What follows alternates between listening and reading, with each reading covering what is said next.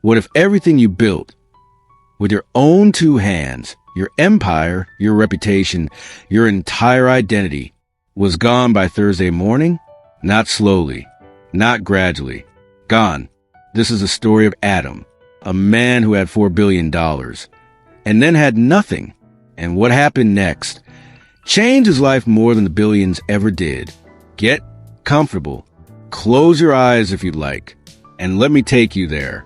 Picture the skyline of Chicago on a November morning. The city is steel and glass and cold light. 42 floors above Michigan Avenue, in a corner office with floor-to-ceiling windows, sits Adam Reeves, 51 years old, silver at his temples, a suit that costs more than most people's monthly rent, a man who moved through rooms the way powerful people do, like the room was already his before he walked in. He had built Reeves Capital from nothing, literally nothing. At 23, he had $400 in a savings account, a used laptop, and a conviction that most people were thinking too small. He was right. By 30, he had his first million. By 40, his first 100 million.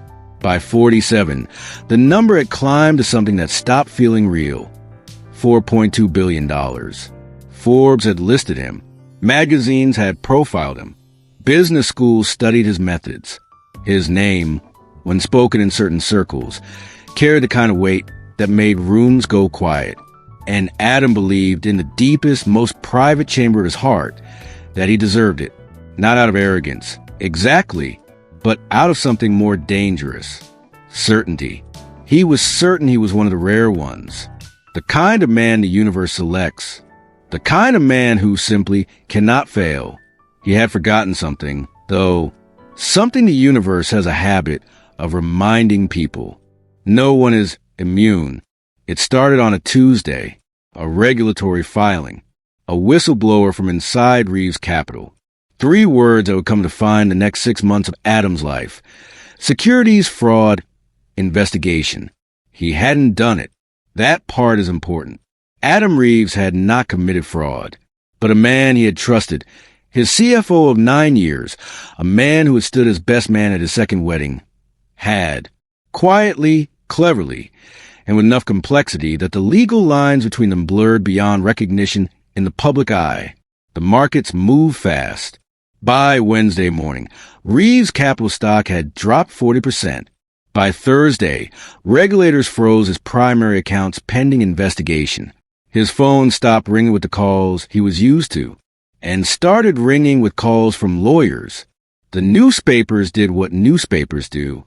They used a photo from 3 years ago, him at a gala, laughing, a glass of champagne in hand, and put it next to words like alleged in scheme and collapse. He stood in his kitchen that Thursday morning, alone, because his wife had taken the kids to her mother's, and he looked at the skyline through the window, the same skyline he had looked at every morning for 11 years, and for the first time in his adult life. Adam Reeves did not know what to do next. He was 51 years old. He had a net worth, on paper, of less than zero, and he was entirely, completely alone. The months that followed were the kind that don't make it into Forbes profiles. He moved out of the penthouse. The legal fees alone were staggering. Ironic, for a man who had once signed checks that could fund small governments. He rented a studio apartment in Wicker Park. Small, quiet, a single window that looked out at a brick wall. He cooked his own meals for the first time since his 20s. He walked instead of being driven. He stood in line at the grocery store and looked at price tags. And here is what surprised him. None of that was the hardest part. The hardest part was the silence. For 25 years, Adam Reeves had been surrounded by people, advisors, assistants, partners, colleagues, contacts. His phone had buzzed constantly. His calendar had never had an open hour. Now, silence. He discovered in that silence that he did not know himself very well. He had been so busy building a life that he had never stopped to ask what kind of life he actually wanted. He had chased success so relentlessly that he had never paused to define what success actually meant to him. Was it the money, the recognition, the power, or was it something else? something he had been circling his whole life without ever landing on. On a cold January evening, 3 months after the investigation had begun, Adam went for a walk. He didn't plan where he was going. He just walked. He ended up near the river, under the overpass on Wacker Drive. There were a handful of people sheltering from the cold. Sleeping bags, shopping carts, a small fire in a metal drum that threw orange light against the concrete pillars. Adam slowed down. He had walked past scenes like this hundreds of times. Or rather, he had been driven past them in the back of a car, face turned toward a phone screen, not really seeing. But tonight he stopped. An old man was sitting on a folded piece of cardboard, his back against a pillar, reading a book, not just flipping pages. Reading, deeply, the way people read when the world around them disappears. Adam stood there for a moment. Then, without quite knowing why, he said, "What are you reading?" The old man looked up. His eyes were sharp, brown, alert, the eyes of someone who had seen a great deal and chosen to understand rather than to fear. Marcus Aurelius. The man said, "The Meditations." Adam blinked. "Really? You know it? I used to." Adam sat down on the concrete beside the old man. He was wearing a coat that probably still looked too expensive, but he sat down anyway. I had a copy once. In my office. Never actually read it. More of a decoration. The old man looked at him for a moment. Then he smiled not unkindly. "Most men keep wisdom as decoration," he said, "until they need it." His name was Elias. He had been a professor of philosophy at Northwestern, married for 31 years. 2 kids, now grown. Then a series of losses, his wife to cancer, his home to debt accumulated in grief, his confidence to the slow erosion that comes when a man loses his anchor. He had been living under this bridge for 8 months. And yet, there was something about him that Adam could only describe as settled, like a man who had been to the bottom and found, to his surprise, that the bottom was survivable. They talked for 2 hours. About Aurelius, about stoicism, about the difference between what a man controls and what he only believes he controls, about how the wealthiest people Elias had ever known in his academic life in his previous world were not the ones with the most money.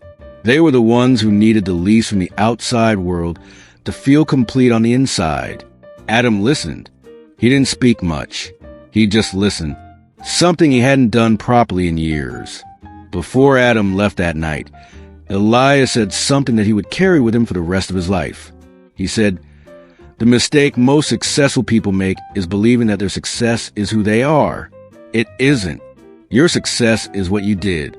Who you are is something deeper and quieter, and it was there before the money, and it will be there after." Adam walked home slowly. The city felt different, not smaller, if anything larger, more real, more textured. He had spent 25 years moving through the city, like it was a resource to be extracted. Now, for the first time, he was simply in it, part of it.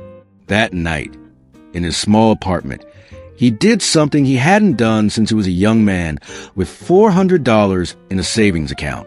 He sat with himself, quietly, with no agenda, and he asked himself 3 questions. What do I actually value? What have I been running from? If I had nothing, truly nothing, what would I still have? The answer surprised him. He still had his mind, his experience, his ability to see patterns, to understand markets, to build systems. Those things were not in the frozen accounts. They were not subject to investigation. He still had his children, though he had to work to deserve their presence again. He still had his integrity. Because even when everything else had been stripped away, he had told the truth to every investigator, every reporter, every attorney. It had cost him in the short term, but it was the only thing that let him sleep at night. And he still had time. 51 is not old. Not really. Not if you're willing to start differently. He went back to the overpass the next evening. And the evening after that, he brought coffee. 2 cups.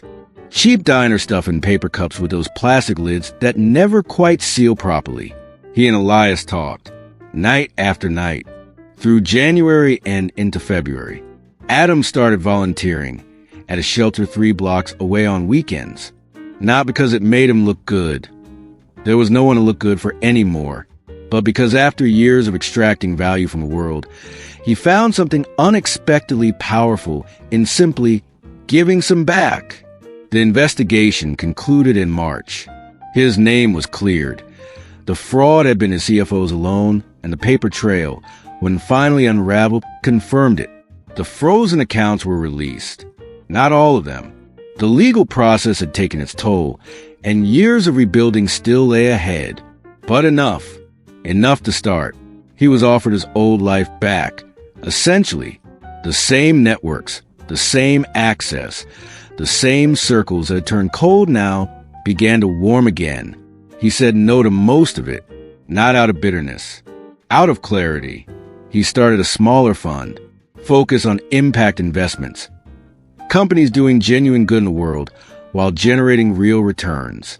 He took on fewer clients, but spent more time with each one. He called his children. He was honest with them about what had happened and what he had learned. Those conversations were uncomfortable. Some of them were painful, but they were real. And real, Adam had come to understand, was the only currency that actually held its value. He continued to visit Elias. He connected the old philosopher with a housing nonprofit he had started funding. Within 4 months, Elias had a small apartment and was teaching a community philosophy class twice a week, free of charge, to anyone who wanted to come. On a warm May morning, Adam stood again at a window, not on the 42nd floor. He was in a modest office now. 10th floor, a smaller building, a view of a park instead of the whole skyline. He looked at the park. A woman was reading on a bench.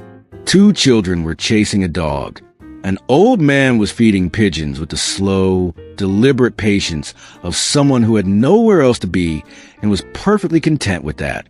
Adam smiled. Not the smile of a man who had gotten something. The smile of a man who understood something.